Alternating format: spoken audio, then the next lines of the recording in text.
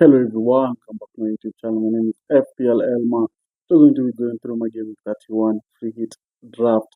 And many people are going to be free hitting. So it's going to be a blank game week. And many people have Man City players, Arsenal players, some Crystal Palace players in there, and also Wolves players in there. But before we get into the free hit draft, I'd like to thank you all guys for the continued support on the channel. And yeah, I think I finally managed to hit 160 subscribers. I know the goal is 1,000 before the start of the World Cup. So if you're new around here, just a regular viewer, if you did not yet hit that sub, make sure you subscribe, make sure you leave a like. So make sure you hit that bell to miss any content going up on the channel. And without wasting any much time, let's get straight into it. So now we can look at my free hit team. We're going to be starting off with the goalkeepers and the defenders. And first in goal, we're going to be having Kelleher against Leeds, playing one of the poor attacking teams in the league. In Leeds, I do expect a cheeky clean sheet from Brentford. But with that being said, Brentford have been very poor defensively. But I think he's the best goalkeeper in this game week, and that's why I'm going to be going for him. And then we have Dubravka playing against Fulham, just a budget enabler in case Kelleher does not play. I think you should always go to a keeper who's going to play in case your number one does not. Then over to the defender, we will be having Thiago playing against Sunderland. It's going to be a derby, and I think it's going to go down to the fine margins. I'm predicting a 1-0 win from Newcastle, so it's going to be a guaranteed clean sheet, but in a derby, you never know what's going to happen, to be fair. Then we have Hill playing against Manchester United. I think I just going for him as a budget enabler. So yeah, he'll in there. Maybe if you have the funds, you can go up to Senesi, or you can consider my other consideration, who's going to be Diego Dallo.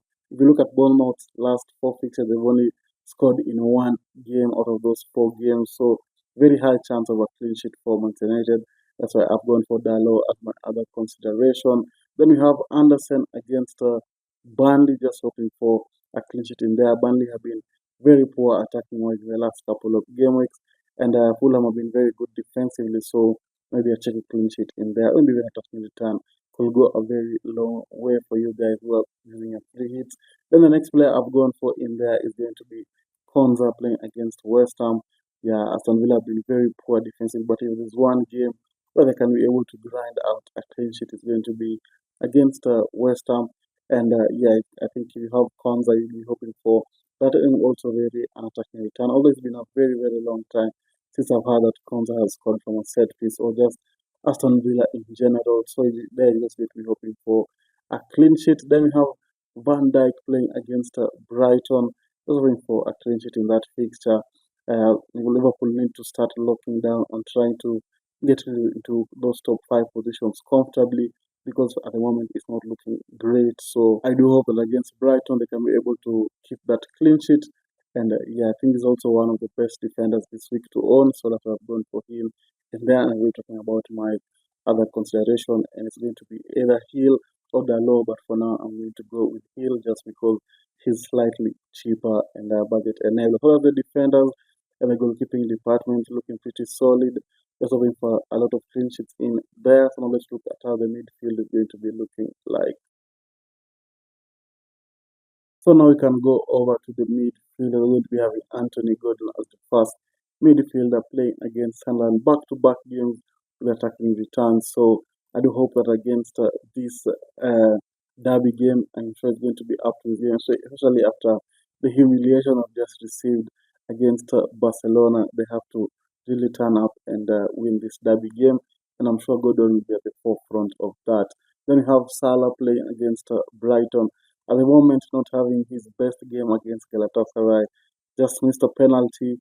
But yeah, I was up against Brighton, they're able to turn that form around and able to get some attacking returns, and I'm sure he'll be able to do that. Then the next player is going to be Morgan Gibbs White. I've gone for a cheeky differential pick in there against Spurs. It's going to be a very good game. This one, all teams fighting to stay up from relegation, and I think even Nottingham Forest are trying to really win this game. Morgan Gibbs White has to really turn up. So that's why I've gone for him in there and hope he's going to be able to perform. But of course, you can go for someone like Iwobi if you're not feeling Morgan Gibbs White, or you could just go for someone else, of course. But I really do like Morgan Gibbs White. You could go also for Rogers, but he was also been blanking a lot. So I just like Morgan Gibbs White in there as a very huge differential pick. Then the next player, of course, is Bruno Fernandes, the assist maestro. He's been getting assists for fun. Still eyeing that Premier League record. Let me know down in the comments. Do you think he's going to be able to achieve that? Because personally, I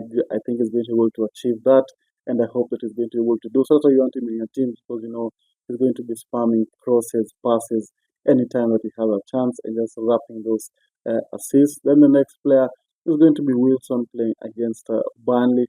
I really want Wilson in my team. As I mentioned, Burnley very poor defensively, so very high chance of attacking returns for Fulham, and I hope that Wilson will be involved in some of those attacking returns. All of the players I've gone for in my midfield in this free hit draft, full of goals, full of assists, and a cheeky differential pick there in Morgan Gibbs White. So now let's look at the forward line.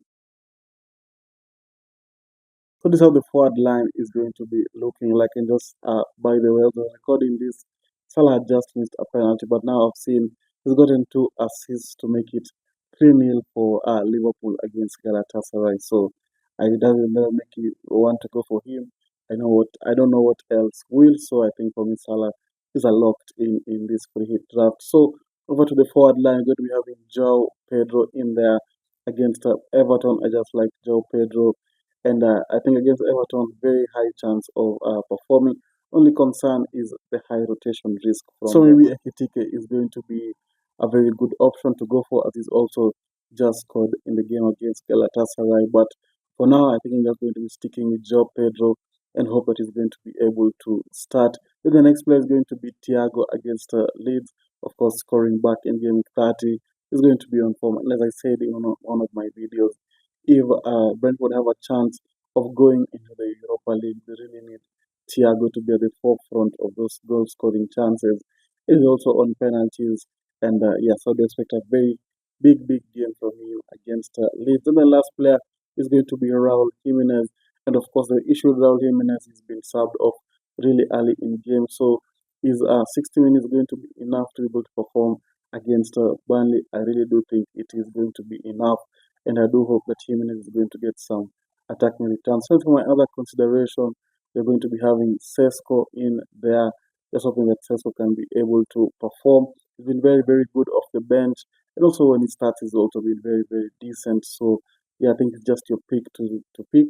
And for me, I'm going for João Pedro, Thiago, and Jimenez. So that's my free hit draft. Looks pretty solid. Looks full of attacking return. Looks full of good defensive cover. Looks amazing. I think I've covered all the easy fixtures in there. If you'd like to say easy fixtures on paper, I could say.